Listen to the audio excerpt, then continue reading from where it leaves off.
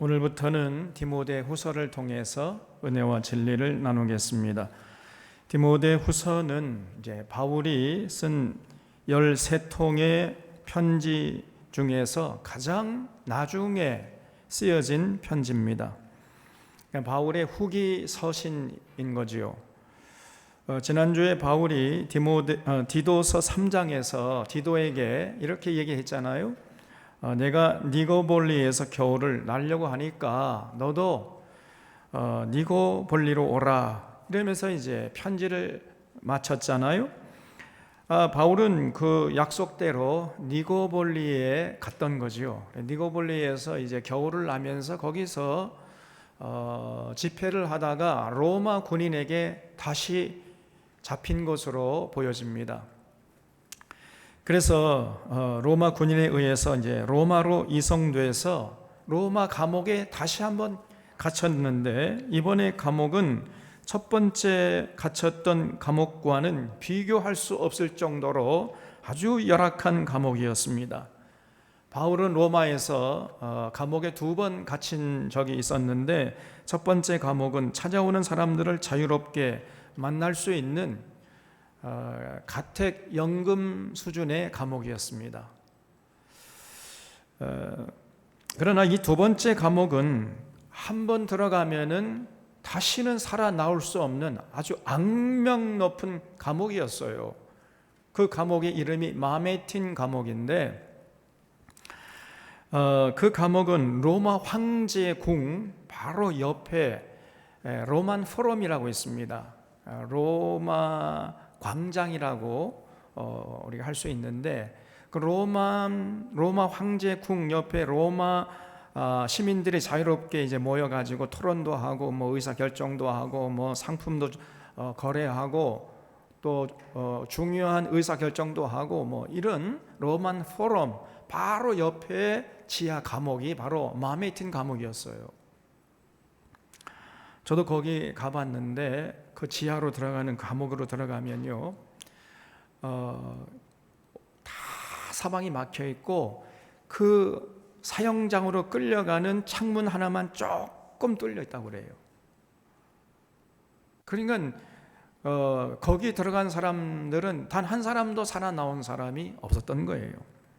그래서 바울은 이제 자기의 살 날이 얼마 남지 않았음을 직감하고 당시 에베소 교회를 섬기고 있었던 디모데에게 유언처럼 쓴 편지가 바로 디모데 후서입니다. 1절을 보겠습니다. 하나님의 뜻으로 말미암아 그리스도 예수 안에 있는 생명의 약속대로 그리스도 예수의 사도된 바울은 사랑하는 아들 디모데에게 편지하노니, 하나님 아버지와 그리스도 예수 우리 주께로부터 은혜와 평강과 긍휼이 내게 있을지어다 그랬지요. 바울은 디모데를 부를 때에는 항상 사랑하는 아들이라 이렇게 불렀어요. 육신의 피를 나눴기 때문에 아들이 아니고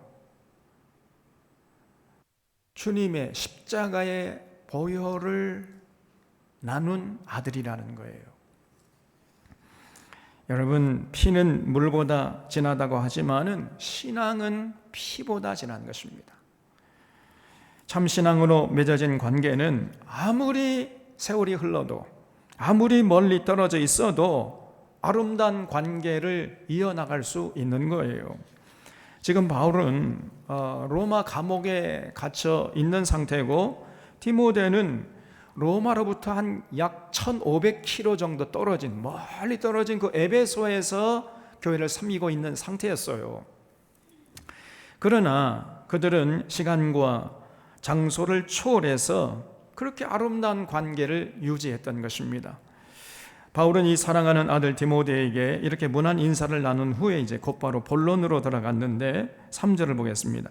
내가 밤낮 간구하는 가운데 쉬지 않고 너를 생각하여 청결한 양심으로 조상적부터 섬겨오는 하나님께 감사하고 너의 눈물을 생각하여 너 보기를 원함은 네 기쁨이 가득하게 하려 함이니 그랬죠. 바울은 디모데를 쉬지 않고 생각한다 그랬지요. 그러니까 바울의 마음 속에 이 디모데가 넓게 깊게 자리 잡고 있었다는 것을 알 수 있어요. 그 정도로 이 둘의 관계가 돈독했던 것입니다. 지금 감옥에 갇혀서 언제 죽을지 모르는 상황에서도 바울은 디모데를 끊임없이 생각했다는 거예요. 그리고 디모데를 생각하기만 하면은 그 마음속에서 기쁨이 그냥 샘솟듯 솟아올랐던 거예요. 여러분도 그러한 주변에 그런 우정을 나누는 친구들이 있습니까? 그분을 생각하기만 하면 그냥 없던 용기도 또 막 기쁨과 평안이 용솟음치는 이러한 분이 있느냔 말이에요. 그런 분이 있으면 그분은 참 행복한 사람이죠. 바울과 디모데의 관계가 이렇게 아름다운 관계였습니다. 참으로 아름답고 부러운 관계가 아닐 수가 없는 거지요. 그러면서 바울은 디모데의 눈물을 생각한다 그랬지요. 그러니까 디모데가 무언가에 슬퍼하면서 눈물을 많이 흘렸던 거예요. 항상 이 디모데의 눈에 눈물이 그렁그렁해요. 원래 여러분 누가 눈물이 많습니까? 양심에 화인 맞은 사람, 저 윤석열 같은 사람은 눈물이 있을 수가 없어요. 양심에 화인 맞은 사람입니다. 저 사람은. 저거는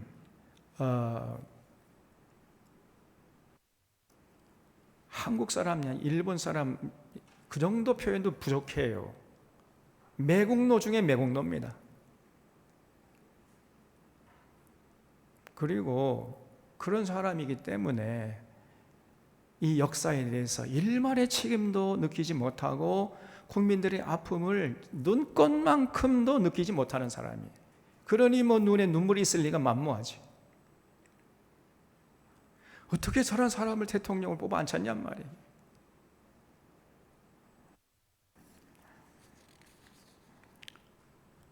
눈물은 누구에게 많습니까? 마음이 맑고 깨끗하고 순수한 사람이에요. 그런 사람은 눈물이 마르지 않습니다. 그래서 디모데가 눈물이 많았다는 것은 그만큼 디모데의 마음이 착하고 순수하고 맑았다는 반증이에요. 그러면 지금 디모데가 여러분 뭐 때문에 눈물을 흘리고 있을까요? 몸이 아프기 때문에, 사업이 잘 안 돼서, 대학 입시에 떨어져서 눈물을 흘리고 있는 겁니까? 도대체 뭐 때문에 디모데가 눈물을 흘리고 있는 거예요? 그렇죠? 사랑하고 존경하는 바울 선생님이 지금 그 마음에 튄 감옥에 갇혀서 오늘 죽을지 내일 죽을지 모르는 그런 상태에 있다는 소식을 듣고 디모데가 그 눈에 눈물이 가득했던 거예요. 그래서 이렇게 디모데가 자신 때문에 슬퍼하고 있다는 소식을 듣고 바울이 디모데를 보고 싶어하는 그런 애틋한 마음을 지금 기록하고 있는 것입니다. 5절에 이는 내 속에 거짓이 없는 믿음이 있음을 생각함이라. 이 믿음은 먼저 내 외조모 로이스와 내 어머니 유니게 속에 있더니 내 속에도 있는 줄을 확신하노라 그랬죠. 이 바울이 복음을 전해줬지만은 그러나 사실 이 디모데의 믿음은 바울을 만나기 그 전부터 그 마음속에 자리 잡고 있었어요. 디모데의 외할머니였던 로이스와 그 어머니였던 유니게의 신앙을 이 디모데가 고스란히 잘 이어받았던 것입니다. 그러다가 결국 바울이 전해준 복음을 듣고 참 신앙의 소유자가 된 거지요.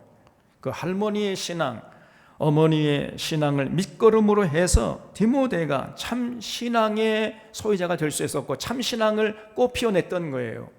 그래서 여러분 이 부모의 신앙이 중요한 것입니다.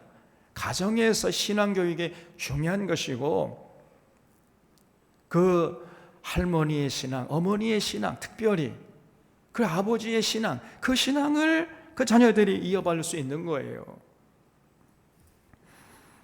가정에서 신앙교육, 이것이 가장 우선이고 이것이 가장 중요한 것이에요. 그래서 이 바울은처럼 마음이 맑고 참 신앙의 소유자였던 디모데를 정말 친아들처럼 그렇게 사랑했어요. 그러면 이렇게 사랑하는 아들 디모데에게 바울이 남긴 권면이 뭡니까?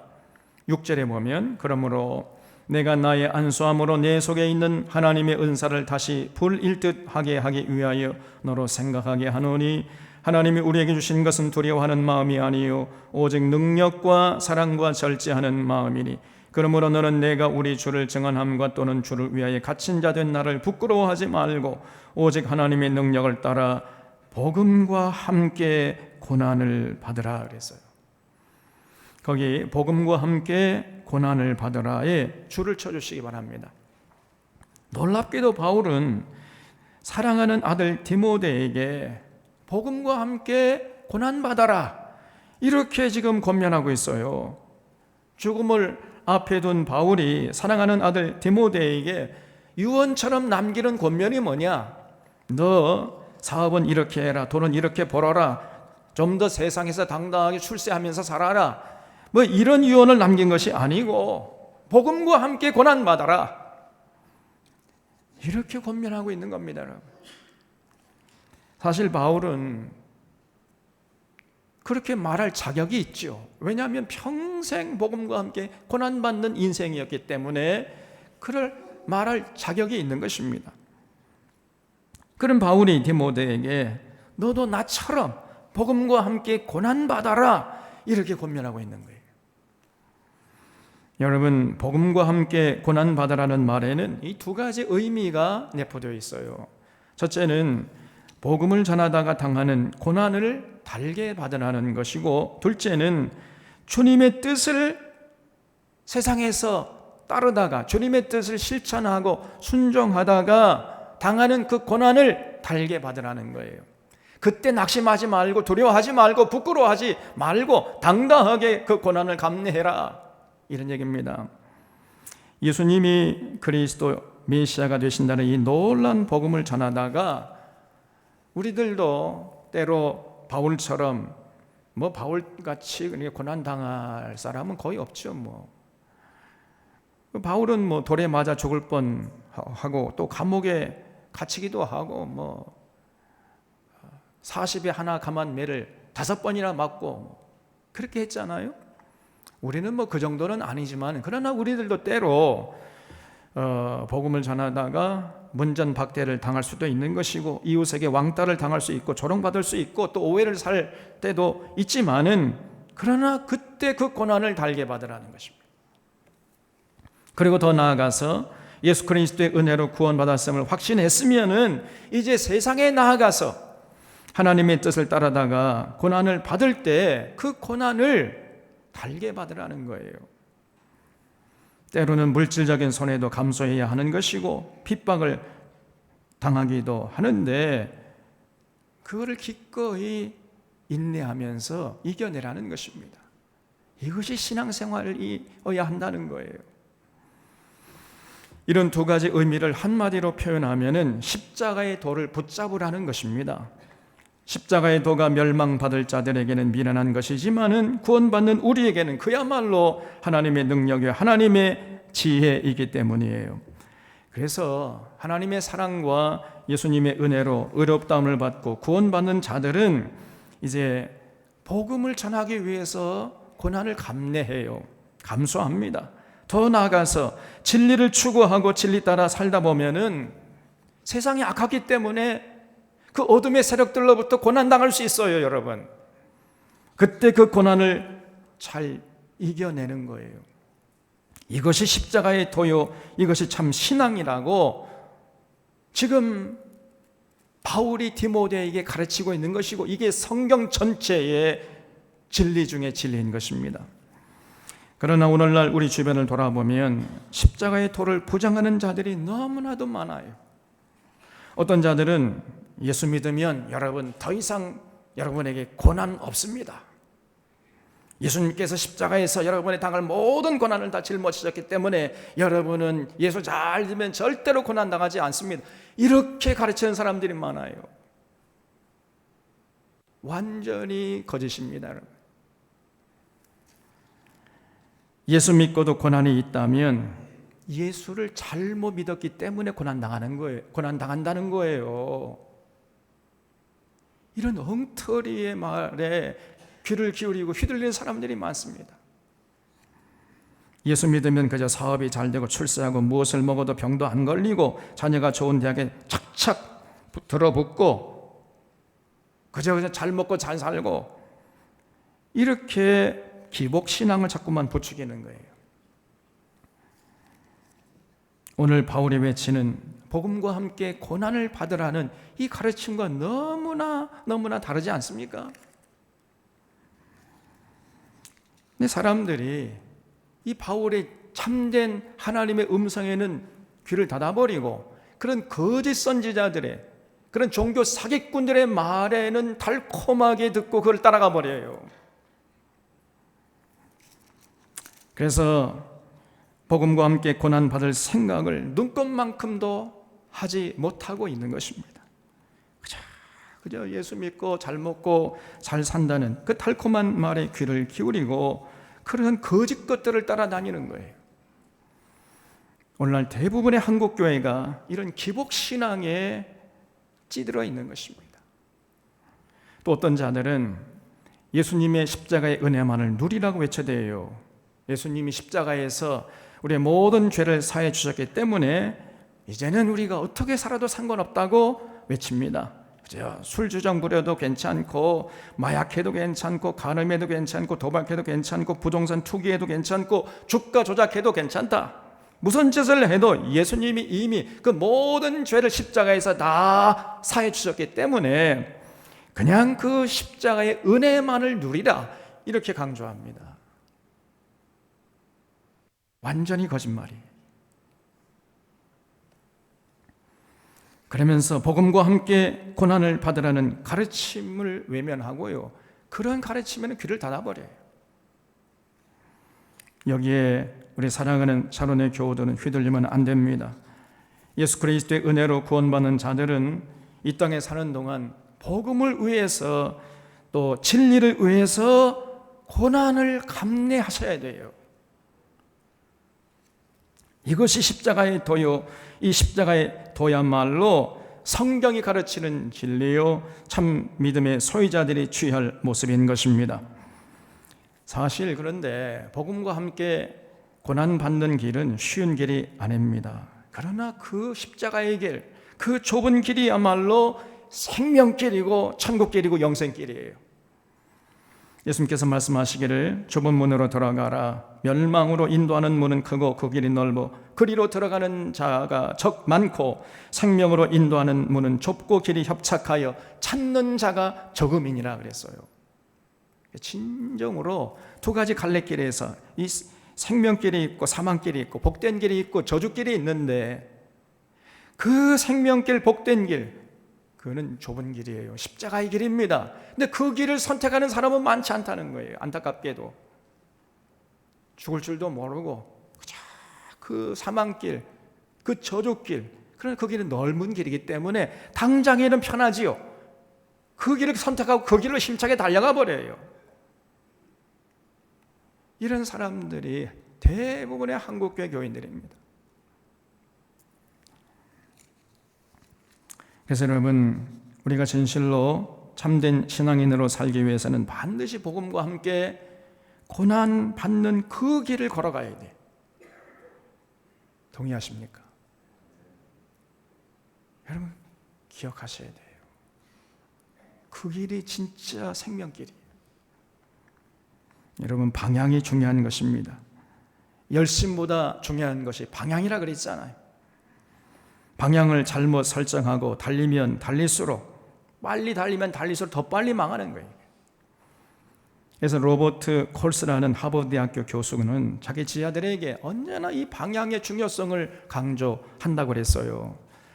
공군에서 가끔 이제 비행기가 땅에 곤두박질 치는 사고가 발생하는데 그 이유가 뭔가 하면은 공중에서 이제 공중 돌기를 몇 번 하잖아요.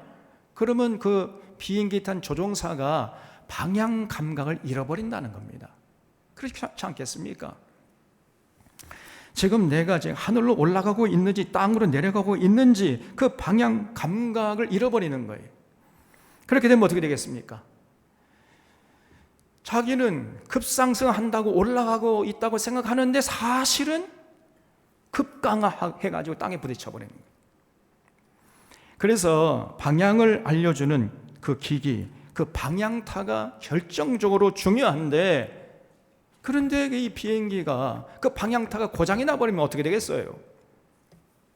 그러면은 사실은 자기는 땅으로 곤두박질 치고 있으면서 자기는 지금 하늘로 올라간다고 생각하고 있는 거죠. 그러다가 그냥 큰 사고가 나는 거예요.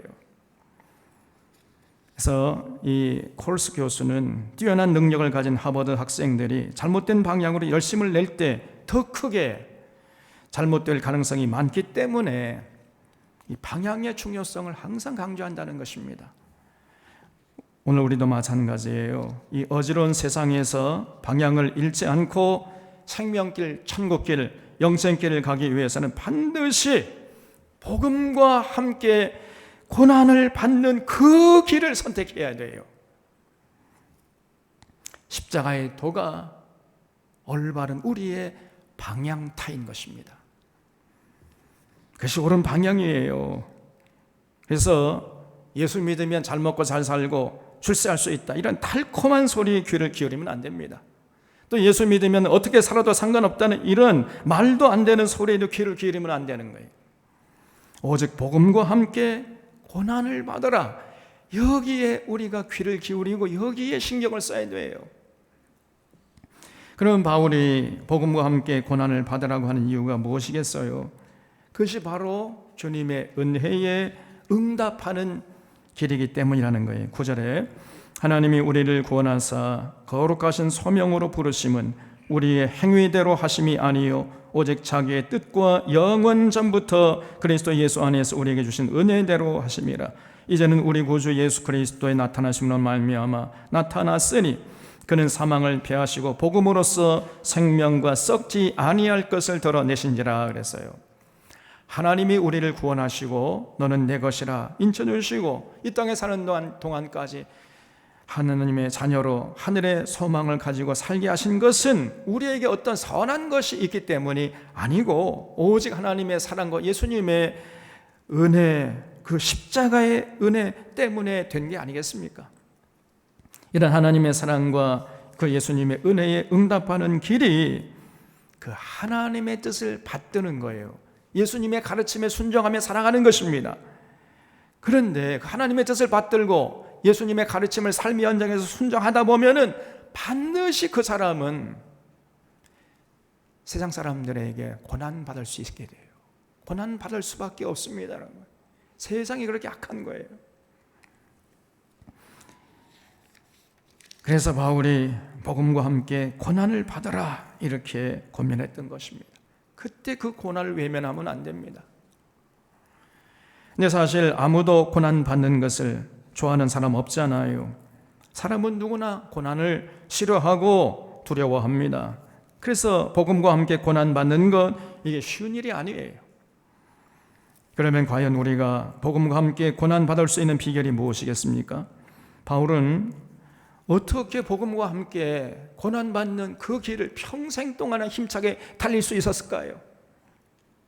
바울이 11절에서 그 비결을 밝히고 있는데 내가 이 복음을 위하여 선포자와 사도와 교사로 세우심을 입었노라. 이로 말미암아 내가 또 이 고난을 받되 부끄러워하지 아니함은 내가 믿는 자를 내가 알고 또한 내가 의탁한 것을 그날까지 그가 능히 지키실 줄을 확신함이라 그랬어요. 바울은 하나님에게 자신이 어떤 사명을 받았는지를 분명히 인식하고 있는 것을 알 수 있습니다. 복음을 위해서 선포자와 사도와 교사로 자신이 세우심을 입었다고 고백하고 있지요. 그래서 그 사명을 감당하는 동안에 많은 고난을 당했다는 거예요.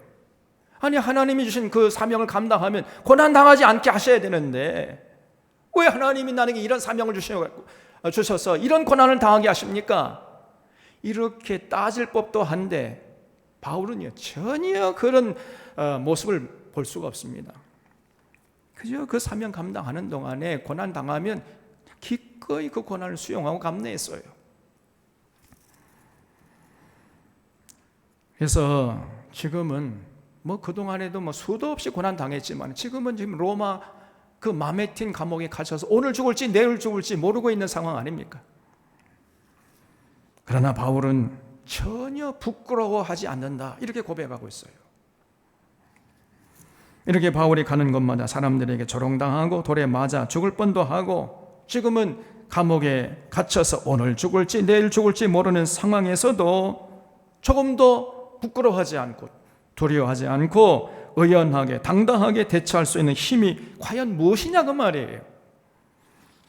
12절 하반절 다시 보면은 내가 믿는 자를 내가 알고 또한 내가 의탁한 것을 그날까지 그가 능히 지키실 줄을 확신하기 때문이라는 거예요. 거기에 줄쳐 주시기 바랍니다. 바울이 복음과 함께 모든 고난을 부끄러워하지 않고 의연하게 대처할 수 있었던 원동력이 바로 거기에 있다는 거죠. 거기 내가 믿는 자는 예수 그리스도를 통해서 완벽하게 자신을 계시하신 여호와 하나님을 말하는 거겠지요. 그 하나님께서 무한한 능력과 사랑으로 바울이 사명을 잘 감당하는 그날까지 자기를 지키시고 보호하실 것을 지금 바울이 확신한다는 거예요. 그 확신이 어떤 고난도 이겨낼 수 있도록 만들어주는 원동력이 되었던 겁니다. 그러니까 지금 바울과 하나님 사이에는 그 어떤 것으로도 끊을 수 없는 인격적인 신뢰가 자리 잡고 있었던 거예요. 그래서 바울이 로마서 8장 35절 이하에서 고백하기를 누가 우리를 그리스도의 사랑에서 끊으리요 환난이나 곤고나 박해나 기근이나 적신이나 위험이나 칼이랴 기록된 바 우리가 종일 주를 위하여 죽임을 당하게 되며 도살당할 양같이 여김을 받았나이다 함과 같으니라. 그러나 이 모든 일에 우리를 사랑하시는 이로 말미암아 우리가 넉넉히 이기느니라. 내가 확신하노니 사망이나 생명이나 천사들이나 권세자들이나 현재일이나 장래일이나 능력이나 높음이나 깊음이나 다른 어떤 피조물이라도 우리를 우리 주 그리스도 예수 안에 있는 하나님의 사랑에서 끊을 수 없으리라 그랬어요. 예수 그리스도를 통해서 계시하신 그 하나님의 사랑을 이 세상 사는 동안 그 어떤 것으로도 끊을 수가 없노라.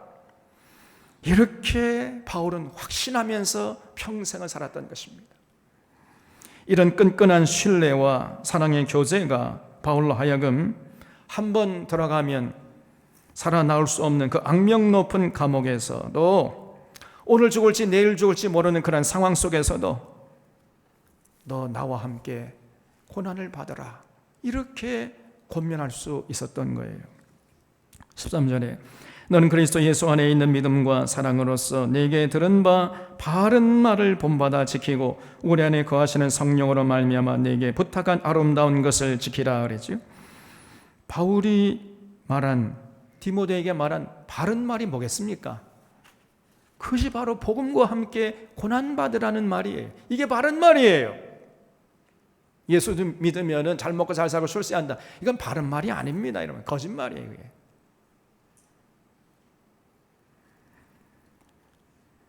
디모데에게 그 십자가의 길이야말로 생명길이요 영생길임을 지금 바울이 강조하고 있는 거죠. 15절에 아시아에 있는 모든 사람이 나를 버린 이 일을 내가 아나니 그 중에는 부겔로와 허모게네도 있느니라 그랬어요. 거기 아시아에 있는 모든 사람은 에베소 교회 교인들을 말합니다.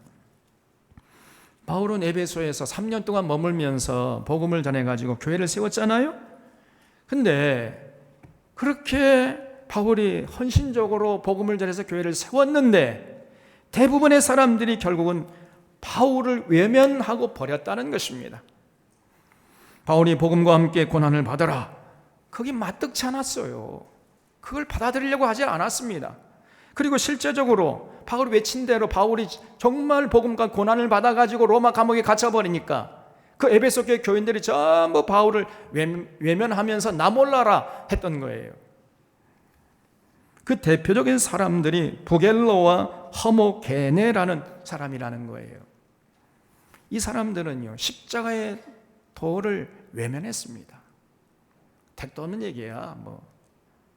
나보고 십자가의 도를 지라고? 말도 안 되는 하지 마소. 이런 식으로 탁 튕겨버린 거지. 그래서 십자가의 길을 거부했던 거예요. 그러나 다 그런 건 아니었어요. 16절에 보면 원컨대 주께서 오네시모로의 집에 긍휼을 베푸시옵소서. 그가 나를 자주 격려해주고 내가 사슬에 매인 것을 부끄러워하지 아니하고 로마에 있을 때 나를 부지런히 찾아와 만났습니다. 원컨대 주께서 그로 하여금 그날에 주의 긍휼을 입게 하여 주옵소서. 또 그가 에베소에서 많이 봉사한 것을 내가 잘 아느니라 그랬죠. 이 오네시모로는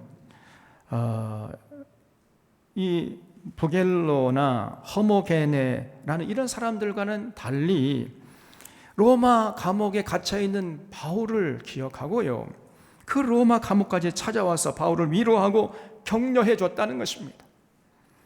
바울처럼 복음과 함께 고난을 받았던 그런 사람이었던 것이요. 그래서 바울이 참 신앙의 사람, 이 오네시모로의 집에 하나님 복을 내려주시옵소서, 이렇게 지금 기도하고 있는 것입니다. 오래전에 제가 태국 북부에 있는 멜라 캠프라는 곳을 방문한 적이 있었습니다. 그들은 이제 버마 군사 독재 정권에게 땅을 뺏기고 태국 북부의 정글 속에 들어와서 살고 있었어요. 이들은 유엔에서 이제 난민으로 인정받아 가지고 그 유엔으로부터 하루에 2끼 식사를 배급받아서 그것으로 근근히 먹고 살고 있었습니다. 그 캠프에 가보니까요, 그 버마 군사 독재 정권과 싸우다가 팔이 잘린 사람들, 또 군사 독재 정권의 폭력을 피해 도망치다가 지뢰를 밟아가지고 다리가 잘린 사람들, 눈 먼 사람들, 이런 사람들이 모여 살고 있더라고요. 우리가 찾아가니까 그들이요, 우리를 대접한다고 하면서 찬양을 해주겠다는 거예요. 우리에게. 우리가 찬양을 해줘도 시원찮을 텐데 그들이 우리를 위해서 찬양을 해주겠다는 거예요. 아니, 팔이 잘리고 다리가 잘리고 눈먼 사람들이 무슨 찬양을 한다고 그러지? 이렇게 생각했는데 그게 아니었습니다. 찬양을 하는 그들의 입에서 천상의 목소리가 흘러나왔어요. 아무런 반주 없이 그냥 목소리로만 찬양을 하는데 너무나 차분하고 묵직하게 아카펠라로 찬양을 하는데 완벽한 화음을 이루었습니다. 마치 천사들이 찬양하는 것처럼 느껴졌어요. 또 거기에는 부모를 잃은 고아들 약 60명 정도가 살고 있었는데 우리가 가니까 어디서 나타난지가 쏜살같이 우리들에게 몰려들었어요. 그리고 그 함께 찬양을 하는데 얼마나 천진난만하게 찬양을 하는지 함께 간 우리 대원들이 전부 다 눈물을 줄줄 흘렸습니다. 눈물바다가 되었어요. 그들은 정말 복음과 함께 고난받는 그 삶을 온몸으로 살고 있었습니다. 그들은 복음과 함께 고난받는 걸 조금도 부끄러워하지 않았어요. 거기에는 나무로 지은 초라한 신학교가 서 있었는데 가보니까 이건 신학교, 이건 그냥 시골에 있는 초가지분 같은 그런 초라한 집인데 그게 신학교래. 근데 거기 들어가 보니까요, 벽에 커다란 글씨로 그 성경 구절을 써놨는데 아까 바울이 고백한 그 구절을 써놨어요. 누가 우리를 그리스도의 사랑에서 끊으리요? 환난이나 곤고나 박해나 기근이나 적신이나 위험이나 칼이랴. 이 로마서의 고백을 크게 적어놨어요. 그들 말하기를 하나님이 우리와 지금 함께 하시고 반드시 이 고난을 이겨내게 해 주실 것이다, 이렇게 고백을 해요. 그리고 이 고난의 때가 지나고 다시 고향으로 돌아가게 되면 그때 여러분들이 우리에게 베푼 그 사랑을 잊지 않고 우리가 갚겠다, 이렇게 얘기했어요. 아직까지 갖고 있지는 않지만은 그 열악한 환경 속에서도 조금도 부끄러워하지 않고 당당하게 살아가면서 복음과 함께 고난을 온몸으로 이겨내고 있었던 것입니다. 여전히 지금도요, 이 버마가 이 정치가 지금 어지럽죠. 아직도 지금 고향으로 못 따라가고 있는 거예요. 그럼에도 불구하고 그들은 절대로 낙심하지 않습니다. 그래서 그들을 위로하러 갔던 우리들이 도리어 큰 은혜 받고 돌아왔던 그런 기억이 있어요. 참신앙은 복음과 함께 고난을 받는 것입니다. 예수 믿고 그저 잘 먹고 잘 사는데 관심을 갖는 것이 아니고 예수 믿었기 때문에 이제 이 땅에 하나님 나라를 임하게 하는데 거기에 관심 갖고 거기에 헌신하는 거예요. 하나님의 공의와 정의가 강물처럼 흐르도록 하는데 관심을 갖고 헌신하는 것입니다. 이 땅에 더 이상 반칙과 특권이 자리 잡지 못하도록 거기에 관심 갖고 더불어 사는 세상을 위해서 관심 갖고 헌신하다가 당하는 고난을 감내하는 것이에요. 그래서 그 주님의 길을 따르는 그 길에서 고난당한다 할지라도 조금 더 부끄러워하지 않고 의연하게 당당하게 그 십자가의 길을 가는 거예요. 이것이 참신앙이고, 이렇게 복음과 함께 고난받는 자들을 우리 하나님이 주목하시고 그들과 함께 하시는 것입니다. 우리가 복음과 함께 고난을 받는 만큼 하나님이 우리를 위로하시고 격려해 주시는 거예요. 그리고 우리가 달려갈 길을 다 달릴 때까지 하나님께서, 그 신실한 하나님께서 우리를 지키시고 선한 손으로 인도해 주실 것입니다. 오늘 서론의 교우들은 바울이 디모데에게 전한 이 유언적인 권면을 마음에 깊이 새길 수 있기를 바랍니다. 복음과 함께 고난 받으라. 복음을 위해서 물질의 손해도 감수하고 명예도 잃을 수가 있어요. 심지어 목숨까지 잃을 각오가 되어 있어야 한다는 것입니다. 어떤 분은 복음을 전하다가 참 문전박대를 당하고 욕을 바가지로 먹기도 하고 조롱당하기도 하고 왕따를 당하기도 해요. 또 어떤 의사분은 1년에 한 번은 병원문을 닫습니다. 여러분, 병원문 한 번 닫는다, 굉장한 물질의 손해를 감수해야 돼요. 병원문을 닫고 병원이 없는 시골을 찾아다니면서 인수를 펴기도 해요. 또 어떤 분은 독재자를 준엄하게 꾸짖다가 감옥에 갇혀서 목숨을 잃기도 하는 것입니다. 그러나 이런 자들을 우리 하나님이 결코 외면하지 않으시고 함께 하시고 영원한 소망의 나라로 인도하시는 것입니다. 이런 참된 신앙의 길에서 승리하는 우리 산원의 교우들 되시기를 바랍니다. 기도하겠습니다. 참 고마우신 하나님 아버지, 오늘 바울이 믿음으로 난 사랑하는 아들 디모데에게 너도 나처럼 복음과 함께 고난을 받으라고 한 그 권면을 우리 마음속에 깊이 간직할 수 있도록 도와주시옵소서. 참신앙은 십자가의 길을 가는 것임을 잊지 않게 하시고 주님의 사랑을 신뢰하며 그 길을 끝까지 걸어갈 수 있도록 저희들에게 참 믿음과 용기를 더하여 주시옵소서. 그 생명길 천국길에서 끝까지 이길 수 있도록 지켜주시옵기를 바라옵고 예수님의 이름으로 기도하옵나이다. 아멘.